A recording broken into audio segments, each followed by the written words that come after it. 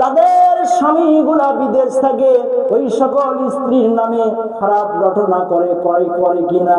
প্রিয় ভাইরা আমার, আল্লাহ রাব্বুল আলামিনের জন্য বললেন ওয়াকাসফুল মুহসানাতিল মুমিনাতিল গাফিলা, খবরদার মিথ্যা অপবাদ দিবি না, সতীসাধী নারীর প্রতি মিথ্যা অপবাদ দিবি না, সতীসাধী নারীকে অযৌক্তিক সন্দেহ করবা না, মিথ্যা অপবাদ দিবা না। কারণ আল্লাহ সুবহানাহু ওয়া তাআলা বিশ্ব নবী মুহাম্মদুর রাসূলুল্লাহ সাল্লাল্লাহু আলাইহি ওয়াসাল্লাম বলেছেন, যারা মিথ্যা অপবাদ দেবে, সতীসাধী নারীর প্রতি যারা মিথ্যা কলঙ্ক দেবে, রাসূল সাল্লাল্লাহু আলাইহি ওয়াসাল্লাম বলছেন এদের ইহকাল ধ্বংস হয়ে যাবে, এদের পরকাল ধ্বংস হয়ে যাবে। জোরে বলি নাউজুবিল্লাহ। ভাইরা আমার, এই মিথ্যা অপবাদটা এখন স্বামী আর স্ত্রীর মধ্যে শুরু হয়েছে। কথা বলেন ঠিক কিনা? স্বামী স্ত্রীর সন্দেহ করে আর স্ত্রীরা স্বামীর সন্দেহ করে, আছে না নাই? চিল্লা বলেন, আছে না নাই? স্বামী স্ত্রীকে সন্দেহ করে, স্ত্রী স্বামীকে সন্দেহ করে। ভাইরে আমার, স্বামী আর স্ত্রী একে অপরে সন্দেহ করে, স্ত্রী স্বামীকে সন্দেহ করে, দুইজনের মধ্যে তুমুল হারে ঝগড়া লাগে গেছে। স্বামী আর স্ত্রী, বউ আর স্বামীর মধ্যে ঝগড়া লাগে গেছে। এক পর্যায়ে স্ত্রী একদিকে ঘুমায়, স্বামী একদিকে ঘুমায়, মাঝখানে কোলবালিশ রাখে, আছে না নাই? ভাইজানেরা আমার, ও পর্দার অন্তরালের মা বোনেরা, আপনি যে আপনার স্বামীকে সন্দেহ করে ওই পাশে আপনি ঘুমান, স্বামী এই পাশে ঘুমায়, আল্লাহ রাসূল বলেছেন সন্ধ্যা থেকে সকাল পর্যন্ত ফেরেশতা ওই স্ত্রীর উপরে লানত বর্ষণ করেন। জোরে বলি নাউজুবিল্লাহ। ভাইজান আমার, স্ত্রী যখন এক পাশে ঘুমায়, স্বামী যখন এক পাশে ঘুমায়, স্বামী স্ত্রীর মাথার উপরে হাত রেখে বলে, ও প্রাণীর বিবি আমার, তুমি যে আমাকে সন্দেহ করো, আসলে সেই রকম পুরুষ আমি না, আমি এইরকম কাজ করতেই পারি না। হঠাৎ করে স্বামী স্ত্রী দুইজন দুই দিকে ঘুমায়, স্বামীর ফোনের চার্জ শেষ হয়ে গেছে, ফোনটা চার্জে দিয়ে স্বামী ঘুমায় গিয়েছে। স্ত্রী শুধু কল্পনা বাসনা করতেছে, আরে এত সুন্দর স্ত্রী থাকতো, অন্য মেয়ের প্রতি আমার স্বামী আসক্ত। এইরকম করতে করতে রাত যখন 1টা বেজে গেছে, হঠাৎ করে স্বামীর মোবাইলটা টং টং করে বেজে উঠছে। স্ত্রী খালি ঘুম থেকে ঝাঁপ করে উঠে মোবাইলটা হাতে নিয়ে দেখে মোবাইলে SMS আসছে, বিউটিফুল। কি আসছে? খালি মোবাইলটা হাতে নিয়ে এসে স্বামীকে এক ধাক্কা দিয়া হাত থেকে ফেলে দিয়ে বলছে, ও মরার বেটা, তুই নিয়ে আমাকে রাতের বেলায় মাথায় হাত রেখে বলছি যে আমি অন্য জায়গায় কোনো পরকিয়া করি না, অন্য মেয়ের সাথে আমার কোনো সম্পর্ক নাই। ও প্রাণের স্বামী, তাহলে বলো বলো বলো, এই যে তোমার মোবাইলে রাত 12টা, রাত 1টার দিকে বিউটিফুল SMS কে দিছে? তখন স্বামী রাগ করে স্ত্রীর কান ধরে বলতেছে, ও প্রাণীর বিবি আমার, এটা বিউটিফুল নয়, এটা হলো ব্যাটারি ফোন। এই কাজের কোনো মানে হলো? এইরকম তর্ক করে ভাইরা আমার, স্বামী থাকে বিদেশে, স্ত্রী থাকে বাড়িতে, স্বামী স্ত্রীর মধ্যে সন্দেহ আছে না নাই? কথা বলেন, সন্দেহ আছে না নাই? ওই জায়গায় থেকে স্বামী গান গায়, তোমার কাছে ফোন করিলে, তোমার কাছে ফোন করিলে থাকো শুধু ওয়েটিং, ও গিন্নি কার সাথে করতেছো তুমি ফিল্ডিং?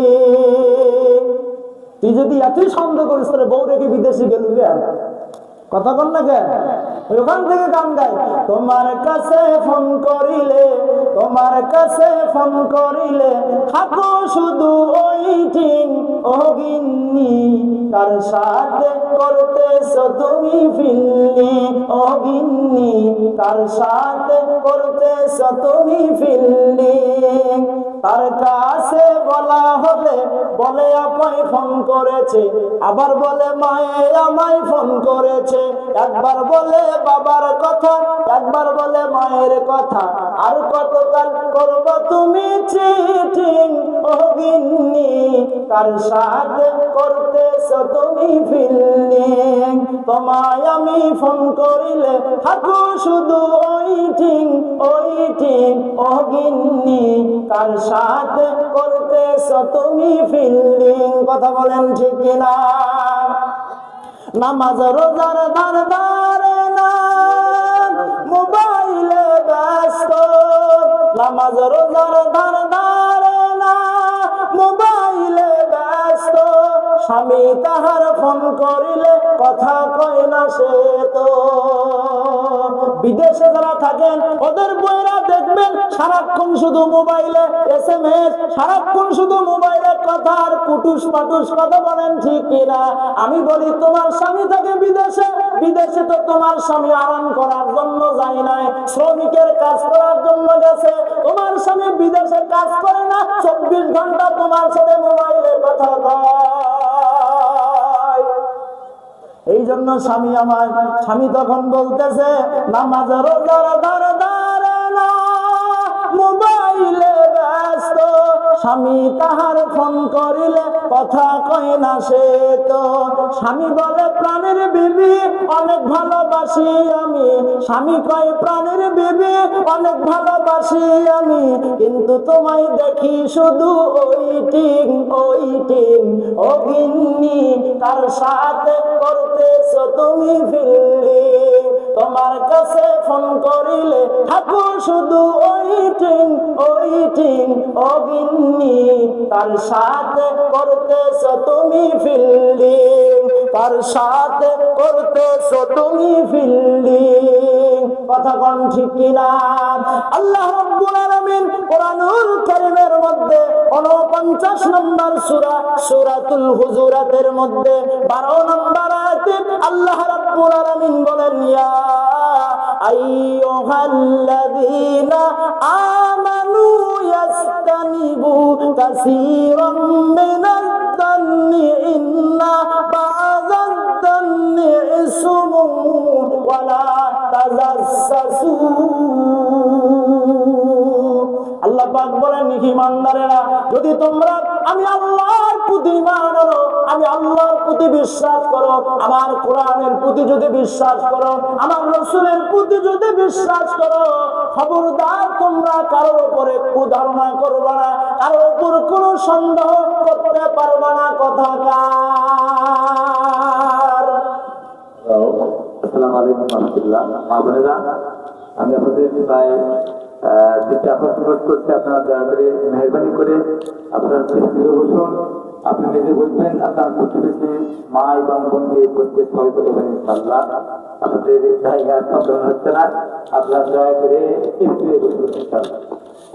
ভাইরা আমার, স্বামী আর স্ত্রীর মধ্যে এই সন্দেহটা হয়েছে, শুধুমাত্র সন্দেহ করার কারণে ঝগড়া হয়।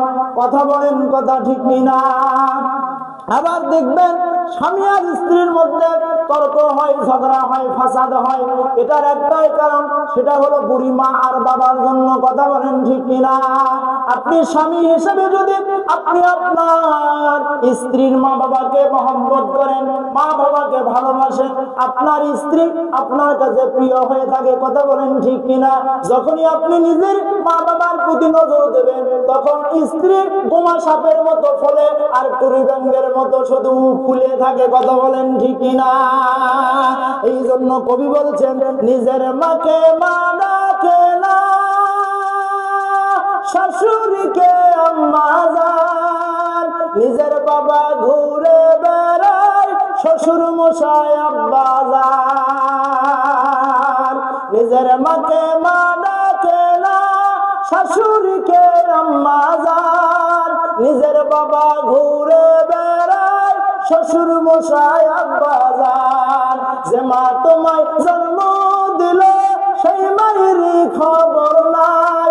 পরার মাকে আম্মা ডাকে, নিজের মায়ের খবর নাই।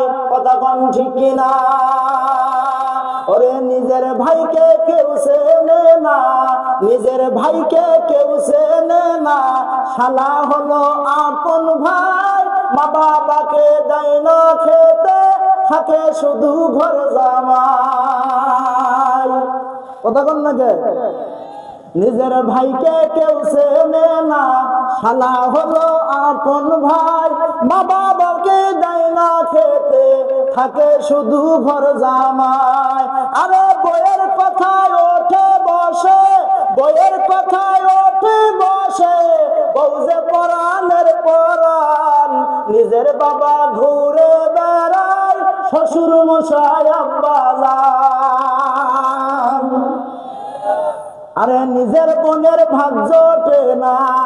অনেকের বোন আছে ভাইয়ের বাড়ি আসলে দুই চোখের পানি দিয়া বুক ভিসে আবার স্বামীর বাসায় ফিরে যাওয়া লাগে। কথা বল না কে? আপনারা আপনাদের বোন আলে কি ভাব দেন না? তো কথা বল না কে? নিজের বোনের ভাগ জোটে না, নিজের বোনের ভাগ জোটে না। আজব কথা ভাই, শালিকে নিয়া গোবিন্দগণ সিনেমা দেখতে যায়। নিজের বোনের ভাগ জোটে না, আজব কথা ভাই। মোগাম তালাই শালিকে নিয়ে সিনেমা দেখতে যায়। শালি হলো গলার মালা, শালি হলো গলার মালা, শালার বউ হয় জানের জান। নিজের বোনের ভাগ জোটে না, নিজের মাকে মা ডাকে না, পরার মাকে আম্মা জান। কথা কোন ঠিক কিনা? ভাইরা আমার, এই সন্দেহ পরিত্যাগ করতে হবে। যতদিন না স্বামী আর স্ত্রীর মধ্যে সন্দেহ দূর না হবে, ততদিন পর্যন্ত না আল্লাহ পাক ওই সংসারে রহমত নাজিল করবেন না। আল্লাহ বলেন, যখন স্বামী আর স্ত্রীর মধ্যে সম্পর্ক ভালো থাকবে, স্বামী আর স্ত্রীর মধ্যে সুখের সম্পর্ক থাকবে, ভালোবাসার সম্পর্ক থাকবে, আমার আল্লাহ বলেন ওয়াজআলা বাইনাকুম মাওয়াদ্দাতাও ওয়া রাহমা। তখন আমি আল্লাহ আসমান থেকে ওয়াজর জারাই আর জমিন থেকে ওয়াজর জারাই ওই দাম্পত্য জীবন, পারিবারিক জীবন, সংসার জীবন, স্বামী স্ত্রীর মধ্যে আমি আল্লাহ বরকত দিয়া পরিপূর্ণ করে দেব। এই জন্য আমাদেরকে সন্দেহ মুক্ত থাকতে হবে। আল্লাহ রাব্বুল আলামিন সুবহানাহু ওয়া তাআলা আমাদের সকলকে সন্দেহ মুক্ত রাখার তৌফিক আল্লাহ দান করুন। সকলে বলি আমিন।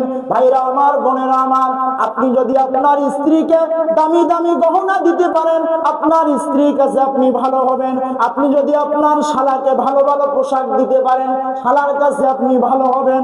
আপনি মামা হিসাবে ভাগ্নে ভাগ্নিকে যদি ভালো পোশাক দিতে পারেন, ভাগ্নে ভাগ্নির কাছে ভালো হবেন। তেমন ভাবে আজকের মাহফিলে মসজিদের উন্নয়নের জন্য যদি আল্লাহর ঘরে দান করতে পারেন, আমার আল্লাহর কাছে আপনি ভালো মানুষ হিসাবে রূপান্তরিত হয়ে যাবে। ঠিক না? ওরে টাকা, ওরে টাকা রে, তুমি জ্বালায়া গেলা সংসারে আগুন নিভায়া গেলা না। টাকা, ওরে টাকা রে, তুমি জ্বালায়া গেলা সংসারে আগুন নিভায়া গেলা না। টাকা পয়সা বেশি যদি করতে পারো কামাই, শ্বশুর শাশুড়ির কাছে ভালো তুমি জামাই। আপনার বড় ভাইরা এক বড় মাছ নিয়ে গেছে, আপনি পুঁটি মাছ নিয়ে যাবেন, দেখবেন শাশুড়ির কাণ্ড। কথা কন না কে?